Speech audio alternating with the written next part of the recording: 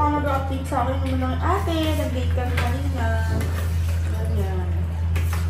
Lagi na lang si Kiara nagpapaalam, parang siya yung kapatid ko. Yun lang. Sorry. Kung yung paalam sa sarili mong ate. Yung nagpapaalam naman ako dyan minsan. Oo, minsan nga lang. Kasi sabinado siya doon. We're talking, stop talking for adults, kuya baby. Ako lang ako yung trabaho pinibigay ko sa'yo ah. Kasi kasulit mo. Hindi na ako magkanda umaga sa dami nung nire-replyan ko araw-araw. Lagi na ng trabaho yung ano ko na atutos. Nag-drop na ako ngayon.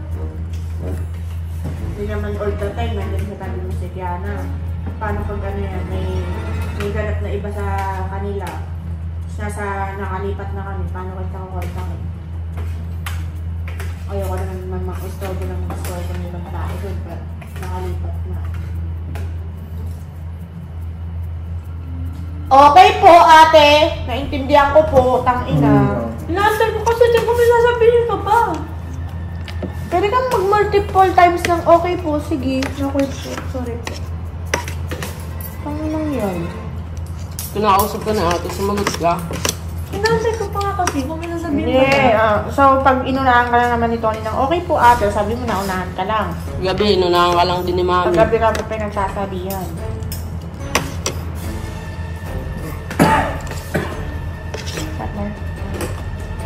Kinausap na ako ni Tony. Dinedefend ka niya ng dinedefend sa akin. Bakit?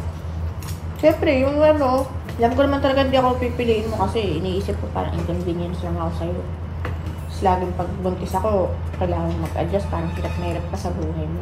Ate, hindi po ganun. Na ano lang ako kasi, siyempre sinabi mo rin sa episode, kakapanood ko lang kanina ng episode na parang lagi lang porket buntis ako, tapos mag-a-adjust ka. Hindi, Ako ate, na naman, kasi- ikaw na naman yung paglilihat ko, yun yung dinadailan mo. Hindi naman lagi ikaw yung paglilian ni ate. Pwede mo ka pumulis mo. Ba't kasi nag-usap kami ng ate ko? Kasi lagi kong inaano, binibengka si Kiana. Oo. Uy, ano na? Akala ko ba, aanin mo si Paye, tutulungan mo ako na ano, kaya ako nga kayo pinayagan mag-jowa. Kasi sabi mo, tutulungan mo rin ako na ayusin siya o gali nga. Na pag ikaw, nakokontrol mo si Paye, kahit pa paano nakikinig yun sa'yo. Ako rin kasi pinagsasabihan ni ate yan. Kaya nga, ate, pero kasi yung sa paglipat, gusto ko ayusin mo kung ano meron sa inyo ito. Pamilya kayo, te. Naintindihan ko naman, syempre, may pakita sa akin. Hindi, suma kami ng atin mo eh. Kaya nga, Kaya nga kami tumatagal ng atin mo eh. Hindi po, Chong, kasi syempre may mga times na pag nag-uusap kami ng ate, sabi niya sa akin, gusto niya maging okay naman po kayo as family po. Gusto niyang makapagbukod ng kayo lang po. Pero Natural alam mo kasi yun. yung minsan lang gusto ko ba lang marinig sa niya. Sige te, kahit may pamilya ka na, alam mo naman gusto kong bumawi sa'yo. Alam ko naman gusto mo rin bumawi sa akin kahit pamilyado ka na. Sige, try natin na baka this time matuto din ako ng kasama kita habang nakabukod kayo ni Kuya Arby. Ganun lang ba? Nag-meet naman po tayo ng halfway mo. Oo nga, pero Yung ako lang, lalabas mo open siya ko ng lang ganyan. yung nararamdaman ko. Kasi syempre hindi naman lahat na ano ko doon. Inayaan na lang kita kasi syempre halata namang desidido ka na. Kahit naman siguro anong gawin kong to, yun ang decision mo and I respect that. Ang akin lang kasi, hindi ako pwedeng mag-hold ng emotions ko dahil buntis ako. Sasabog na naman ako one of these days. Kaya ang akin lang, gusto ko i-vent out sa'yo. Para lang mag-gets mo rin yung side ko. Pero hindi ito para i-alter yung decision mo na mag-iba ka ng decision. Yun lang ang akin. Sinabi ko lang. Kasi ayaw ko sa lahat nagtatanong ng sama na to. Gusto ko bago ako lumipat. Kung talagang ano, at least kung bubukod ako nang wala ka na sa akin. Wala na ako sama ng loob. I can go on with my life. Na talagang, okay, ayaw mo talaga sa akin. Mas gusto mo talaga yung sarili mo ng buhay. Kasama mo, jowa mo, kasama mo yung mga tao, hindi ka masyadong i-respect, di mo mafe-feel na nasasakal ka. Gets ko naman. And tanggap ko na yun na hindi talaga lahat ng tao meant to stay with me. Isawan dito ako. Kami nga ni Tony, tanga na eh. Wala eh, ganun talaga, best friend. Tapos na ano lang ako, kasi syempre, alam mo, aalis na ako, tapos one of these days, wala ka man lang na kahit man lang ikaw mag-effort sa akin na ate, alam mo, ito, ganti araw ko, ganyan. Ano man lang kahit ganun small talk man lang. Kasi ako, alam mo yan, sobrang busy ko at wala akong ibang ginawa kundi bigyan ka lang ng bigyan ng pagkakakitaan ng trabaho mo. And yun yung love language ko ngayon sa'yo, magbigay ng trabaho para kumita ka. tumayo ka sa sarili mo rin pa. Na hindi mo mafe-feel na nanliliit ka dito, na kahit pa paano pag binigla ka ng sanggol, may pang-ambag ka. And I'm sorry kung mafe-feel mo na parang wala akong time sa'yo, pero yun lang the least that I can do right now, na bigyan kang trabaho.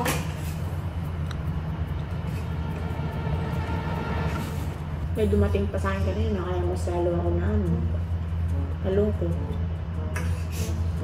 Sabi ko, gusto ko bago ako umalis ng bahay na magpakita ko siya sa'yo kasi you will never know. Ko naman na. Kanina lang dumating. Oopsie! Totoo lang, sobrang nagtatampo na ako sa'yo. Sabi ko nga, gusto ko pag-alis ko dito, pag-bukod ko talaga, magtatampo na talaga ako ng mga taong wala namang pakialam sa akin.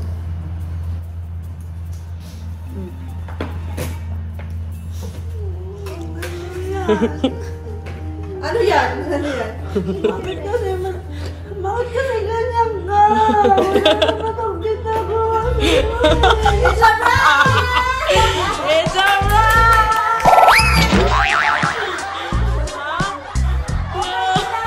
Open mo! Open mo!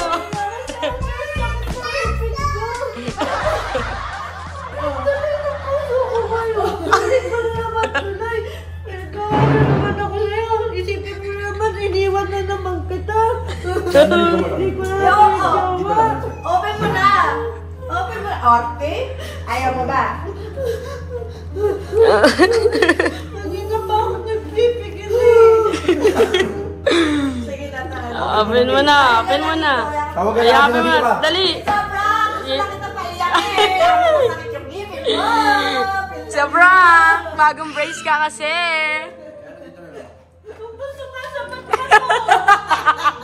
Napagsabihan lang ako! Napagsabihan lang ako! Nakakunsyaba ko yun. Sige na, joke lang yun. Joke ka ba? Parang hindi mo naman ako kilala. Papi. Ingat ang puso mo. Let's teach Tita Pe how to calm down, okay? Let's calm down. Deep breath. Long breath. Yan. Okay, long breath lang. Sorry. Sabi na naman nila pinaglili ang Sabat ang ba? Pwede ba huwag kang sumabat? Nag-usap kami ng ate ko. wala kang karapatan. Wala kang karapatan yan.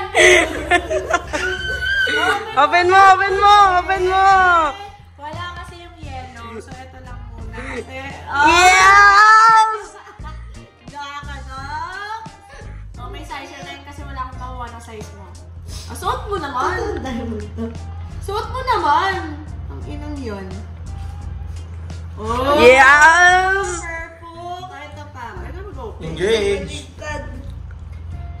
I want my watch. Oh, here's your watch. Baliktad. Ayan. Oh! Yes! Ang ganda, diba, Seth? Oh, hindi naman yung leg mo. White gold yan, bakla. White gold yan. Happy, I have the necklace on. Tita Face Happy Heart. Tita have ano din? Earrings. I only have Set yan, my God. one watch. May mamaya ka sa akin. Sukat mo na. Sukat mo na. Kanina Sakit pa rin ang puso ko. Nakakainis kayo.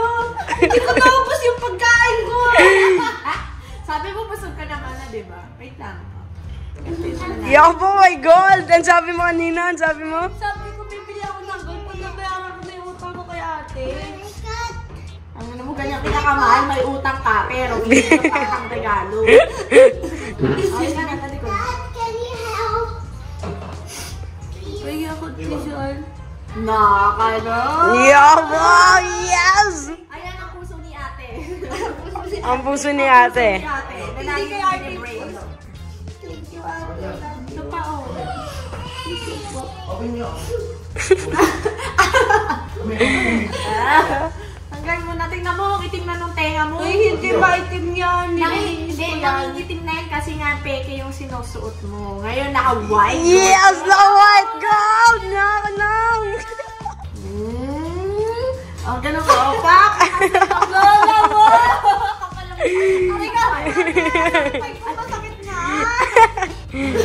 Shopee yan? Kasi, ayaw na nga. Nabinyagan yung bracelet. Biglaan lang to. Actually, sabi ko pa nga, regalo ko na lang sa kanya sa birthday niya to. Kaya binili ko lang ng maaga. Nangangati na ako. Alam mo naman ako pag may regalo.